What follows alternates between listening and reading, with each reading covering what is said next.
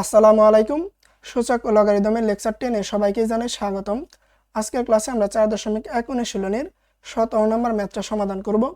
Already আমরা গত 9টা লেকচারে অনুশীলনী 4.1 এর 1 থেকে 16 পর্যন্ত সবগুলো ম্যাথই সমাধান করেছি। ওই ক্লাসগুলোর লিংক এই ভিডিও ডেসক্রিপশনে থাকবে, সেখান থেকে দেখে নিও। 17 নম্বর প্রশ্নে বলছে সমীকরণটি সমাধান করো, আর এটা একটি সূচকীয় সমীকরণ। এটা সমাধান করার জন্য আমার টার্গেট হচ্ছে হয় সমান সমানের বাম পাশে এবং ডান পাশে বেসটা সেম করা, কিংবা এদের পাওয়ারটা সেম করা। ঠিক আছে, আচ্ছা তাহলে এটা কেমনে করা যায়? প্রথমে লিখবা, দেওয়া আছে কি দেওয়া আছে 4 two the power x equal to 8। এখন এটাতে কি করা যায়? এটা তুমি চাইলে এই 4 কে তুমি চাইলে 2 এর পাওয়ার লিখতে পারো, 2 স্কয়ার লিখতে পারো না?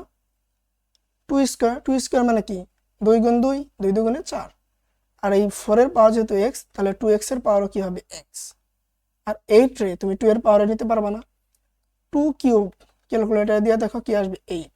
তাহলে 8 এর বদলে আমি লিখতে পারি 2 কিউব, লিখতে পারি না? এখন এখানে একটা সূত্র দিই, a to the power m whole to the power n, মানে এর উপর একটা পাওয়ার আছে আর হোল টু দি পাওয়ার আরেকটা পাওয়ার আছে। পাওয়ারের পর পাওয়ার থাকলে বেস যা আছে তাই, পাওয়ার দুইটা কি হয়ে যাবে? গুণ হয়ে যাবে। তাহলে এই 2 যা আছে তাই, এই 2 আর x গুণ হয়ে কি হয়ে যাবে? 2x a to the power m whole to the power n, এই সূত্র দিলাম। আচ্ছা, আর এখানে 2 কিউব যা আছে তাই। এখন এদিকে তাকাও, আমাদের বেস যাদের উপর পাওয়ার তারা সেম না? আমরা একটা শর্ত জানি, শর্তটা কি? যে a to the power x equal to a to the power y। যদি বেস সেম হয় এবং মাঝখানে চিহ্ন কি থাকে ইকুয়াল, তাহলে পাওয়ার দুইটাও কি হবে? সেম, মানে x ইকুয়াল টু y। তাহলে এই শর্ত যদি এখানে দেই বেস সেম মধ্যখানে ইকুয়াল, তখনই হবে পাওয়ার দুইটা যদি সেম হয়। তাহলে পাওয়ার দুইটা সেম হয় মানে কি 2x ইকুয়াল টু 3 হইতে হবে। আচ্ছা, এই শর্ত অনুযায়ী কাজটা করলাম যে বেস সেম হলে পাওয়ার সেম, এটা লেখা যায়। এখন x এর মান আমাদের বের করতে হবে। তাহলে x রাইখা দাও, 2 এখানে গুণাকার আছে, এই পাশে যা কি করবে? ভাগ করবে। এটা আমাদের নির্ণয় সমাধান। অতএব লেখো নির্ণয়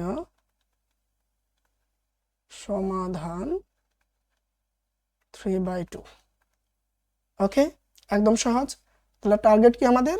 হয় আমাদের পাওয়ার সেম করতে হবে কিংবা বেস সেম করতে হবে। আমরা এখানে বেস সেম করছি।